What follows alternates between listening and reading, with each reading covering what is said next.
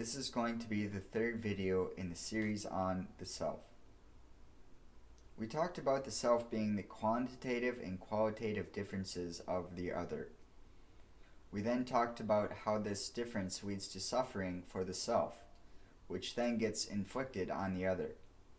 Then we said the self must have been created by the greater self, the origin of selves, which leads to the other being created.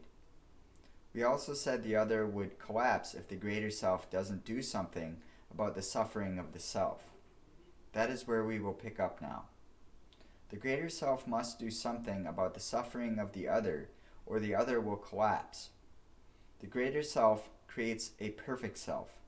This perfect self is not like the other selves. The perfect self does not need to engage with the other like the other selves do. As we talked about, the other is imposing its will on the self, and this causes suffering on the self, which causes suffering on the other. So because the perfect self does not need to engage with the other like the other selves, the perfect self is then consumed by the other. Because the perfect self is perfect, it doesn't need to be imposed its will on the other. So after the perfect self is consumed, it relieves the other of having to inflict its will on the selves. So because of the perfect self-sacrifice, the other is satisfied.